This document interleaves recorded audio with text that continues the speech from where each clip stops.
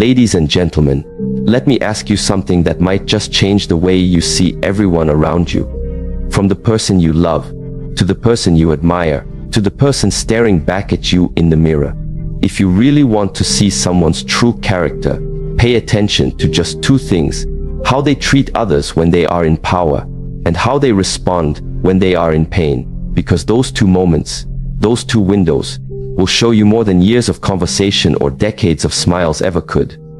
Stay with me, because by the time we're done, you're not just going to understand people better. You're going to understand yourself deeper. Ladies and gentlemen, if you truly want to understand the nature of someone's character, don't watch them in their moments of weakness. Observe them in their moments of strength. It is not adversity alone that unmasks a person. Power is just as revealing, and sometimes even more so. You see, there is a certain grace that exists when someone is struggling, because when you're low, humility often follows you like a shadow. You're forced to rely on others. You learn to listen. You walk carefully because your survival depends on it. But when someone is elevated, when they step into influence, position, or leadership, when the crowd starts to cheer and the world begins to bow, that's when the real test begins. Because power doesn't always corrupt. Sometimes, it just reveals what was hiding all along. There's a story about a young man who grew up in a poor village. Humble beginnings. He helped his mother with chores, always said, "Thank you," to the elders, and was known for his gentle demeanor. One day, through education and discipline, he rose to a high political position. People praised him. They said, he remembers where he came from. But months passed, and something shifted. He stopped greeting the janitors. He overlooked the beggar who used to share food with him. He interrupted elders in meetings. Power hadn't changed him. It had unmasked him. You must understand, the way a person behaves when they have the upper hand, when they no longer need to be kind, when they are not dependent on anyone else's approval. That's when you see the truth of their spirit. Because respect born out of necessity is not the same as respect born out of discipline. True respect, true humility, exists regardless of position. Consider for a moment how a manager treats their team. A good leader is not the one who barks orders and gets results through fear. A true leader is the one who, even when they have the authority to command, chooses to guide. The one who notices the person who's been quiet all week. The one who gives credit in public and takes responsibility in private. Power does not inflate the ego of such a leader. It deepens their commitment to serve. And this is not just about the workplace. It shows up in families too. How does a parent, who is physically stronger and emotionally dominant, treat their child? Do they speak with tenderness, or do they govern with intimidation? It shows up in relationships. How does one partner, who earns more or holds more societal clout, treat the other when decisions are being made? Do they consider, or do they control? The great philosopher Plato once said, "The measure of a man is what he does with power. Not how much he gains, not how loud he speaks, but what he does with that authority." Because power, like water, takes the shape of the vessel it's poured into. And if the heart is cracked, the power will leak out as arrogance, cruelty, or indifference. There's a story from ancient China about a general who was given command over a large territory. His predecessor had ruled with an iron fist, and fear hung over the region like fog. The general, however, decided to lead differently. He went to every town square, listened to the complaints of the people, shared meals with the poor, and visited families who had lost loved ones in war. When someone asked him, "Why are you so humble when you have so much authority?" he responded, "Because those who carry weapons must also carry compassion. Power without empathy is tyranny." Ask yourself, who do you become when you are elevated? When you have the right to choose, the freedom to act, the status to demand, what do you do with it? And perhaps more importantly, observe this in others. When someone receives success, how do they treat those who aren't in the spotlight? Do they still remember the names of the people who helped them? Do they still open the door for others? Or do they wait for someone to open it for them? There's something deeply spiritual about watching someone who has every right to boast, choose instead to bless. Someone who can command silence, but instead chooses to listen. That's not weakness, that's mastery. In the monastery, the elders often say, The loudest gong is the one that is hollow inside. It may produce a sound, but it carries no depth. In the same way, people who let power swell their ego reveal that they have not yet cultivated inner stillness. True character does not yell for attention. It speaks softly, because it does not need to be heard to feel important. Now, let us transition, not in thought but in depth, to the second revelation of character: pain. Where power reveals what's within you when the world is at your feet, pain reveals what's within you when the world is falling apart. Pain is a sacred teacher. It doesn't knock politely, it breaks the door. It doesn't whisper, it howls. And in those moments, when you're hurting, disoriented, maybe even ashamed, you are forced to confront parts of yourself you might have buried. But here's the truth: what you do with that pain is what defines you. Some people, when they are in pain, become cruel. They lash out. They carry their wounds like weapons, striking others because they haven't found the strength to sit with their suffering. They confuse volume with healing, noise with transformation. They become what hurt them, hoping somehow that vengeance will feel like justice. But vengeance is not healing. It is a performance of power in the absence of peace. There's a powerful image from nature, the Japanese art of kintsugi. When a bowl breaks, instead of discarding it, the artisans repair it with gold. The cracks are not hidden, they are highlighted. The bowl becomes more valuable not because it was never broken, but because it was broken and restored with intention. So it is with the human soul. You can meet someone who's been betrayed, but instead of building walls, they built wisdom. You can meet someone who's lost everything, but instead of drowning in bitterness, they chose to deepen their empathy. These people didn't let pain define them. They let it refine them. Think of a mother who's lost her child and still finds a way to comfort other grieving mothers. Think of a man who's been wrongly imprisoned, but instead of becoming hardened, uses his experience to reform the justice system. These are not just good people. These are transformed people. They've done the hardest thing imaginable. They've made meaning out of their suffering. There's a quote from Viktor Frankl, the Holocaust survivor and psychiatrist: "When we are no longer able to change a situation, we are challenged to change ourselves." That is the invitation of pain. Not to fight the fire with fire, but to walk through the flame and come out forged. In the temple, when students face physical exhaustion, mental fatigue, and emotional breakdowns, they are taught to sit, just sit, not run, not distract, not deny, because only in stillness can you hear the wisdom of pain. Only in stillness can you choose your response. One student, after failing his martial arts test for the third time, stormed out of the courtyard. He refused to speak. Days passed. Finally, he returned and asked the master, "Why must pain be part of our path?" The master replied, "Because without it, your ego would be your only teacher." Pain humbles. It forces us to examine ourselves, not to ask, "Why me?" but "What now?" Not, "What did I lose?" but "What can I learn?" The shift is subtle, but powerful. It changes you from victim to vessel, from one who suffers to one who transforms. And let us be clear, not all pain is noble. Some of it is inflicted by unjust systems, by betrayal, by evil. But even then, your response is your canvas. You cannot always choose the suffering, but you can always choose the meaning. And when you meet someone who is going through pain, listen not just to what they say, but watch how they live. Do they isolate or reach out? Do they seek understanding or spread their suffering? You'll notice, people who are aware of their pain tend to carry themselves with a quiet dignity. Not silence, but dignity. Because they have faced the shadow within themselves and emerged with light. They don't need to prove their strength. They've lived through the fire. On the other hand, people who avoid their pain often try to control others. They raise their voices not because they are powerful, but because they are afraid. They demand control, not because they are strong, but because they feel powerless inside. This is why pain reveals character, not in the hurt itself, but in how the hurt is handled. And so, between these two, power and pain, we are given two mirrors. One to see how we hold others when we rise, and the other to see how we hold ourselves when we fall. If someone passes the test of power, but fails the test of pain, their character is incomplete. If someone survives pain but abuses power, their transformation is corrupted. Both must be held. Both must be watched. And you, dear listener, are being invited to look at both, not just in others, but in yourself. What do you do when people are watching? And what do you do when they are not? Who do you become when you are praised? Who do you become when you are broken? Your answers to those questions reveal the soul behind your smile. There's something fascinating about the way people treat those they believe are beneath them.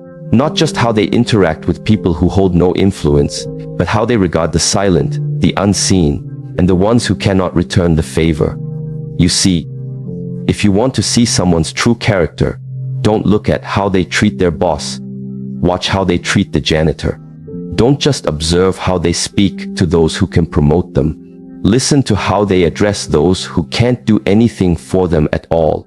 The third lens through which true character is revealed is how someone treats people who are of no advantage to them. This might seem like a simple test, but it cuts straight to the root of integrity. Because in a world so conditioned by transaction, what can you give me? What can I gain from you? How can you elevate me? Genuine kindness has become one of the rarest currencies. It is often only offered when it comes with return on investment. But character, real, grounded, cultivated character, operates with a different motivation.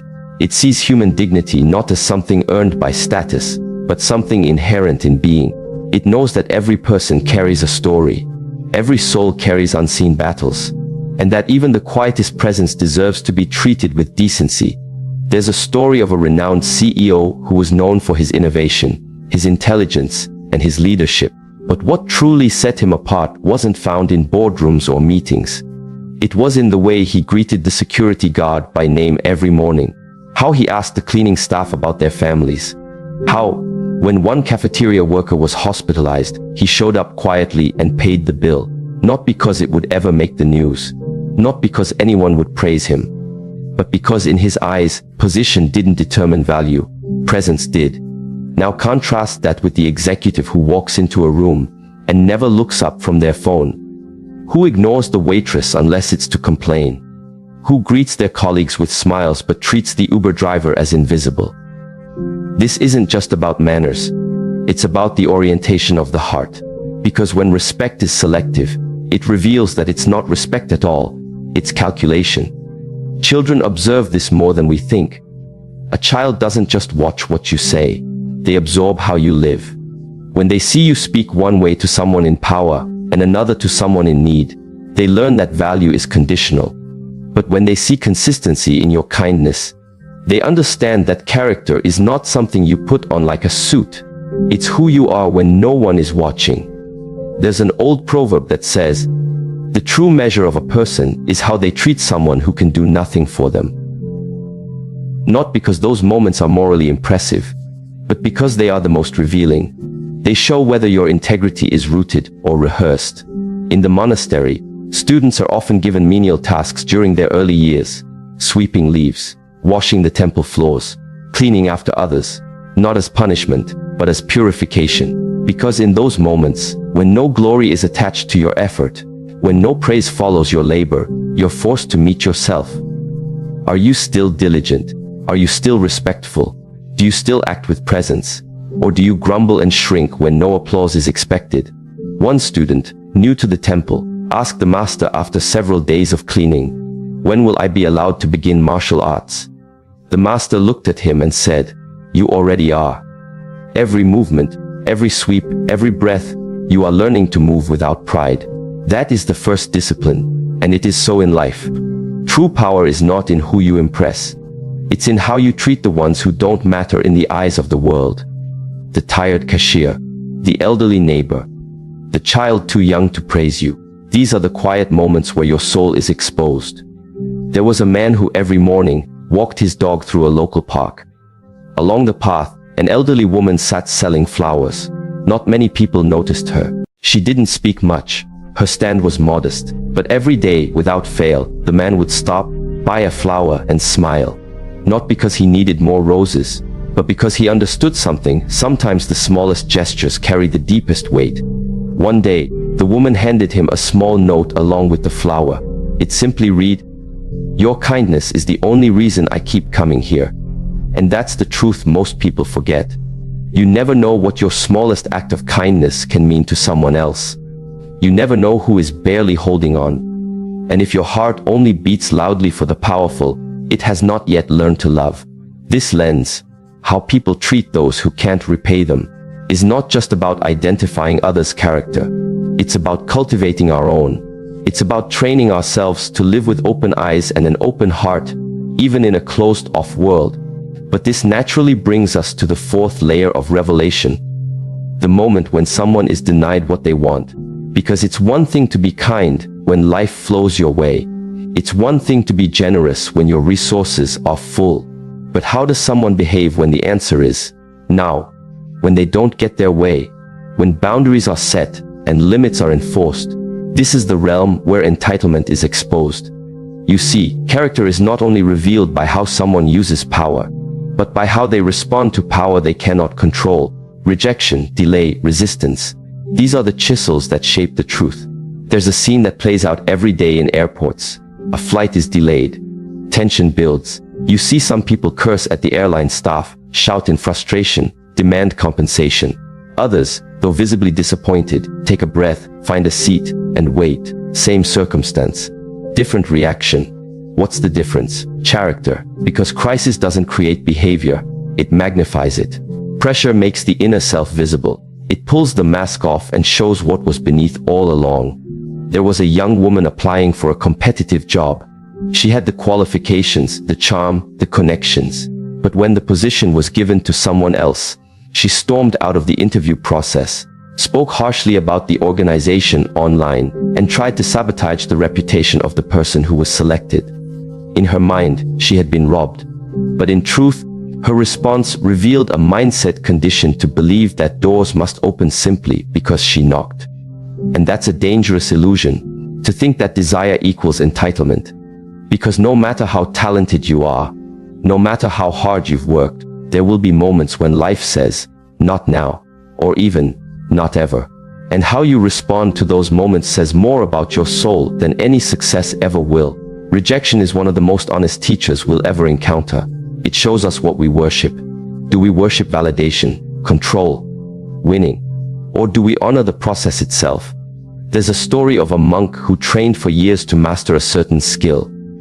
He believed that if he could perform it flawlessly, he would be promoted within the monastery. He practiced endlessly. Finally, he presented it to the elders. They watched quietly, then nodded and dismissed him. No promotion, no praise. That night, he sat in silence, angry, confused. Eventually, he went to the oldest master and asked, "Why was I overlooked?"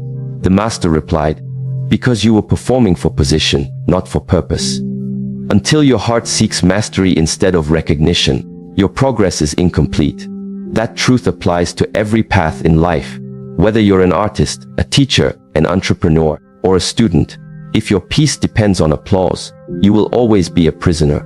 If your self-worth dissolves the moment a door closes, you were never standing on solid ground to begin with. And watch closely how others respond to limits. When they are told no, do they sulk? Do they blame? Do they retaliate? Or do they reflect? The way someone handles rejection reveals whether they have built their identity on expectation or discipline. Expectation says, "I deserve this." Discipline says, "I will grow from this." One crumbles under denial, the other rises. There's a quiet strength in the person who is told no and still walks with dignity. Who, when plans fall apart, still treats people with respect. Who, even when disappointed, chooses not to destroy but to understand. This strength is not weakness, it is not passivity, it is mastery. Because it means your emotions do not govern your behavior. Your ego does not sit in the driver's seat. You are not enslaved by outcome. You are anchored in purpose. The most dangerous person in a room is not the one who gets what they want. It's the one who remains kind when they don't. Because that person has learned to master themselves. And self-mastery is the foundation of all lasting influence. One of the most powerful examples of this was a man who applied to be part of a high-level leadership council in his community. He campaigned ethically, he spoke with clarity, he built trust, but in the end he was not selected. When people expected him to lash out or retreat, he did neither. Instead, he volunteered to support the new council's efforts. When asked why, he said, Because I didn't campaign to lead. I campaigned to serve.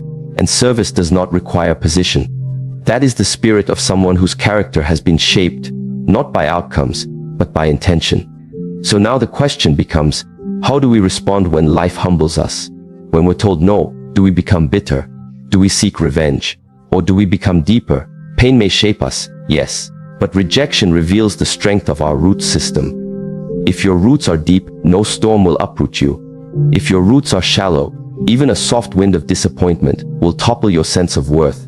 To cultivate unshakable character, you must embrace both truth and tension. You must be willing to look at how you treat those beneath you and how you act when you're beneath others. Both reveal who you are. Not who you say you are, not who you hope to be, but who you truly are when no one's watching. The journey continues, and with every observation, we gather more than insights. We gather awareness. And awareness is the first breath of transformation. The way someone responds to adversity is often the truest mirror of their inner world. It's easy to look composed when the sun is shining, when the water is still, and the winds are calm. But character, genuine, deep-rooted character, reveals itself when the storm comes, when plans fall apart, when health declines, when relationships rupture, when expectations crumble. In those crucible moments, something either rises or withers inside us. Adversity is not just a challenge to overcome, it is a revealer of truth. Imagine a man standing at the edge of a cliff, watching the horizon. In the distance, a storm begins to gather. He feels the wind shift, the air grows heavy, and as the rain begins to fall, his instincts tell him to retreat. But instead, he plants his feet. Not because he is trying to prove something, but because he knows that life was never meant to be lived only in sunshine. He knows that every great tree once survived a violent storm, every river carved its way through resistance, and every soul of depth was formed in the fire of trial. We often admire those who appear composed under pressure. We say they're strong, resilient, or unshakable. But what we often don't see is the inner work that built that strength. That person didn't become grounded in the storm. They were grounded long before it ever arrived. There's a profound story from the martial arts world. A young disciple had been training for several years in peaceful conditions. His forms were flawless, his precision unmatched. But one winter, a sudden flood destroyed part of the temple grounds. The students were sent to help rebuild. Cold, tired, and working in mud, the once graceful student grew irritable. His discipline cracked. He spoke sharply to the others, complained, resisted. The master pulled him aside and said, "You have perfected your movements in silence, but now you must perfect your mind in the noise. Only then will your training be complete." This is the essence of adversity. It reveals what your internal training has truly accomplished. It's the classroom of the soul, where theories are tested and illusions are stripped away. Many people think adversity builds character, but the more accurate truth is that adversity reveals it. The character was either there, being silently cultivated through choices, disciplines, and small sacrifices, or it wasn't, and the storm merely showed it. Consider the image of a glass filled with dark liquid. If you bump it, what spills out is not something caused by the bump. It's simply what was already inside. In the same way, life will bump us all. The question is, what spills out? Anger, blame, bitterness, or patience, insight, endurance. There was once a woman named Lena, a single mother of 3, working 2 jobs, and just managing to stay afloat. One day, without warning, she lost her primary income. Her rent was due. Her children needed food. Friends offered advice: sue the company, shame them online, go on a public rant. But she chose a different path. She woke up the next day, packed lunches for her kids, prayed, and then went out job hunting. When asked how she could stay calm, she said, "Because if I let my emotions lead, I'll lose more than a job. I'll lose myself. My children don't just need food. They need to see a mother who doesn't break under pressure." And that's something rarely spoken about. That in the midst of adversity, we're not just living through pain. We're shaping the next generation's understanding of strength. When you stand upright through struggle, you don't just survive, you mentor without speaking. Adversity introduces us to ourselves. It confronts our expectations. It challenges our beliefs. It strips away the luxuries of convenience and asks us, what remains when nothing goes as planned? Pain is a language few want to learn, but it is a language that speaks the truth. There is a concept in Zen Buddhism called Kensho, which refers to moments of insight into one's true nature. Interestingly, these moments often arise not during meditation or bliss, but during hardship. When the ego is disarmed, when pretense dissolves, and when you are too tired to pretend, it's in those raw, unfiltered spaces that you meet the truth of who you are. And it is in that meeting that transformation begins. One of the monks in a Himalayan monastery shared a profound story. A student had been undergoing a long fast, part of his spiritual discipline. But midway through, he became frustrated. The hunger wasn't bringing peace, it was bringing rage. He confessed to the elder, "I thought fasting would make me holy, but all I feel is anger." The elder smiled and said, "The anger was always there. The fast just removed your distractions." And this is exactly what adversity does. It removes the illusions and presents what we must confront. This is why adversity is not your enemy. It's your reflection. It's not here to punish, but to purify. Too many people define themselves by their achievements, their income, their status. But those things are circumstantial. They can be stripped away. And when they are, what are you left with? That's your essence. That's your character. The man who holds integrity without income. The woman who walks with dignity without applause. The child who shares even when they have little. These are the souls adversity cannot destroy, because they were never built on fragile foundations. And yet, not all adversity is dramatic. Sometimes it's silent, the slow erosion of hope, the daily pressures of caregiving, the invisible grief of loss unspoken, the long, hard road of trying again and again and again. These are the adversities no one sees, but they are just as real and just as revealing. There was a janitor in a large school, Mr. Rosario. Every day he came to work with a smile. He greeted students, sang as he cleaned, and often left small notes of encouragement on classroom doors. No one knew that at home, his wife was battling terminal illness. That each day, after work, he would rush to care for her. When asked how he could remain so joyful, he replied, "Because sorrow will have its place. But I choose where it can and cannot live. It cannot live in how I treat others." That kind of perspective is not accidental. It is cultivated. It is watered daily by choice. And that is the secret. Character during adversity is not the result of a single heroic act. It is the result of thousands of unseen choices made in the quiet. Even in ancient martial arts, students were taught not just to fight, but to endure, to breathe when exhausted, to move with grace under pressure. Because in real battle, it's not always the strongest who wins. It's the one who doesn't lose themselves in the fight. In life, you will be hurt. You will be disappointed, betrayed, misunderstood. But these are not the end. They are invitations. Invitations to deepen, to release illusion, to discover endurance. And endurance is not passive. It is an active engagement with pain. It says, "I will not let this moment define me, but refine me." There's an old saying, "Smooth seas do not make skilled sailors.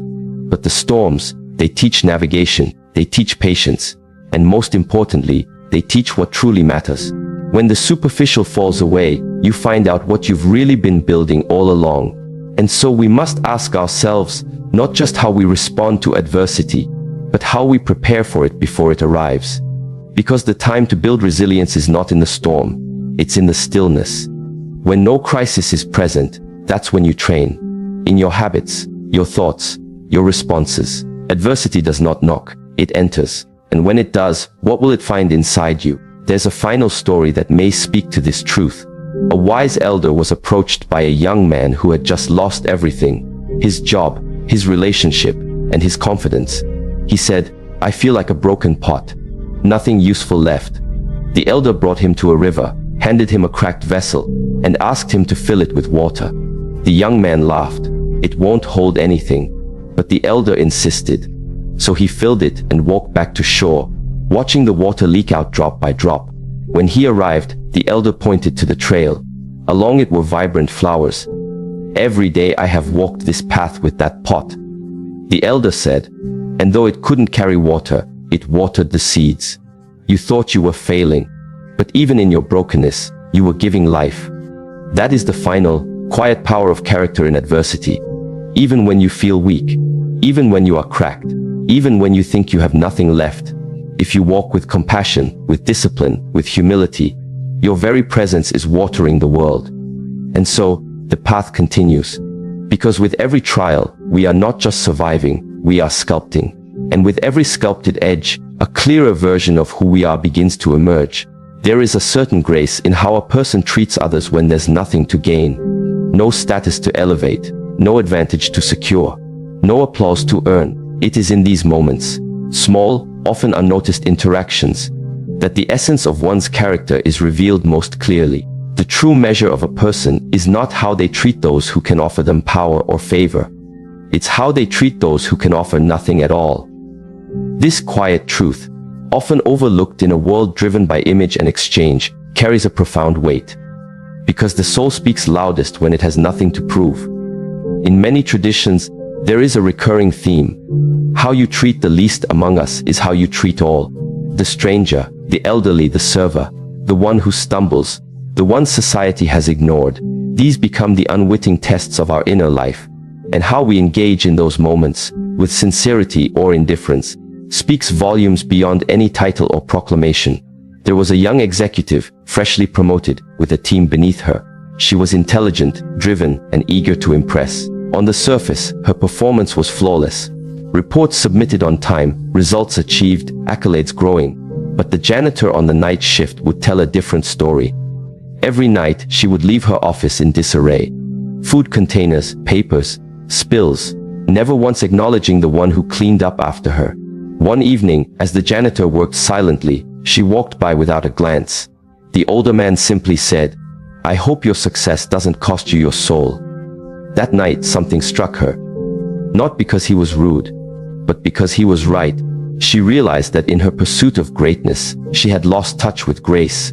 And what is grace, if not the ability to see the dignity in others, regardless of their role, to respect the person behind the title, the hands behind the work, the heart behind the silence?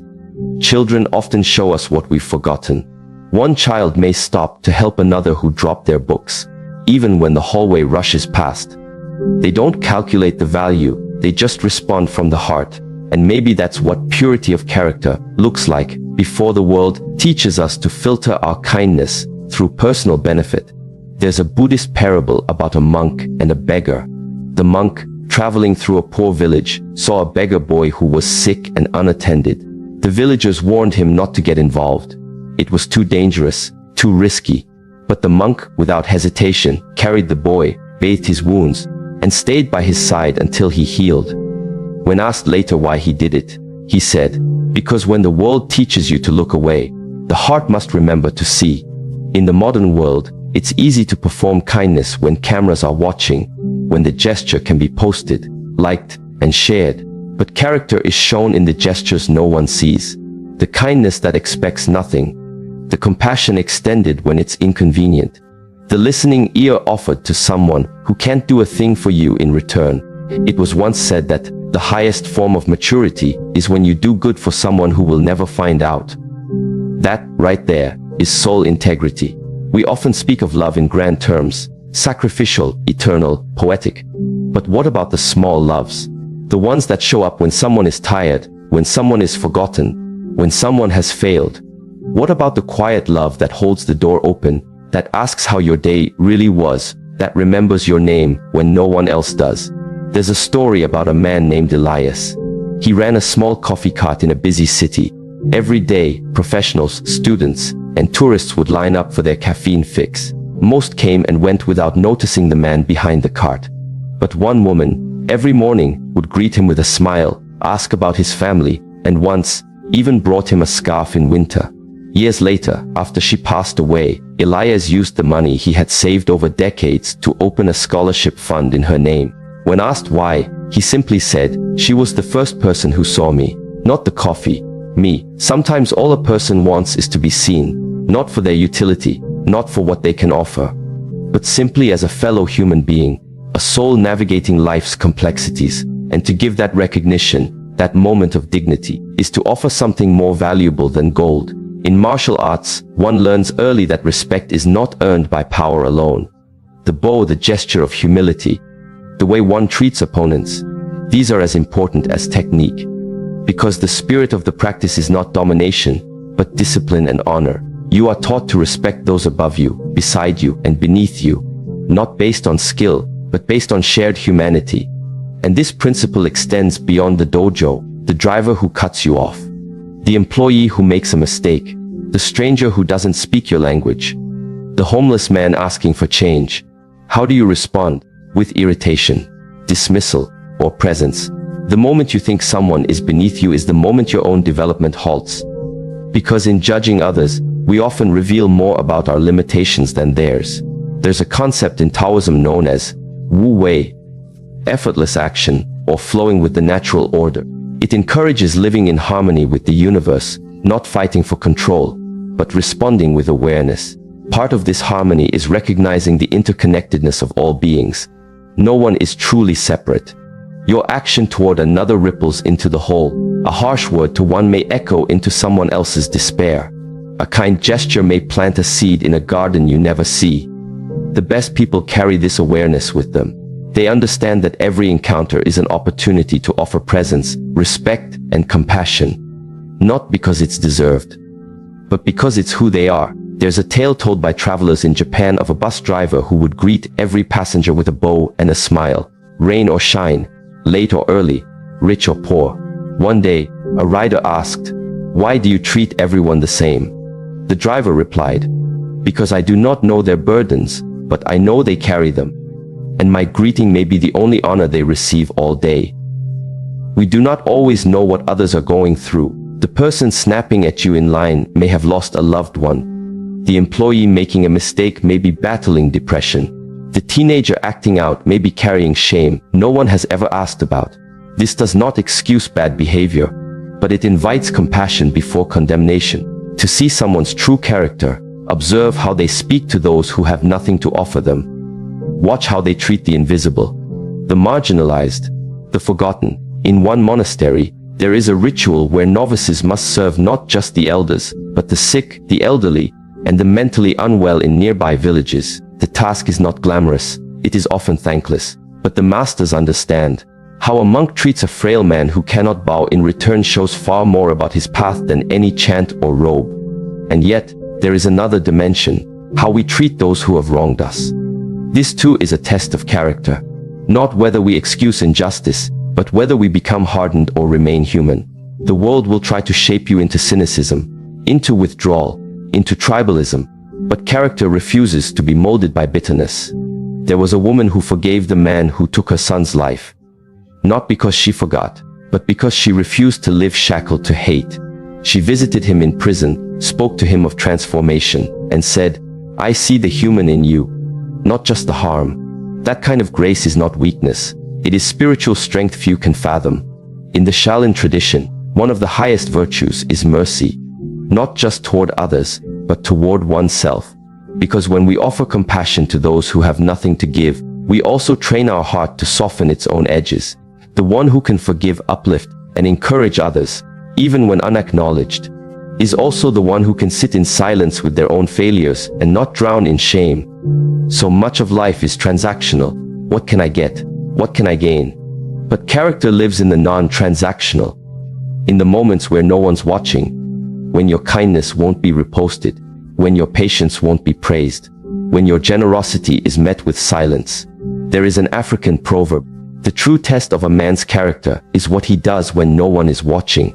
And that test is given daily, not just in grand acts of heroism, but in everyday choices. Do you return the cart to the stall? Do you say thank you with sincerity? Do you let others speak without planning your next sentence?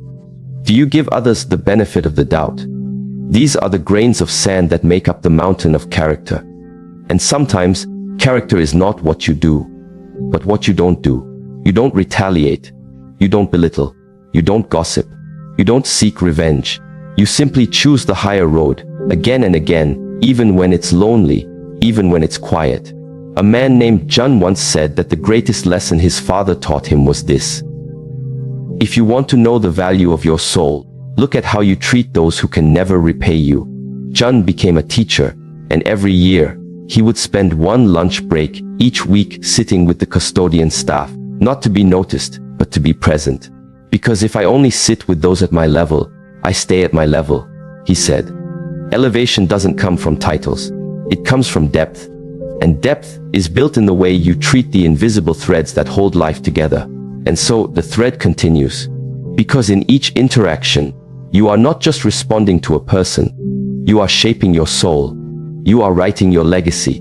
Not the one etched on stone, but the one carved into the hearts of others, silently, powerfully, permanently.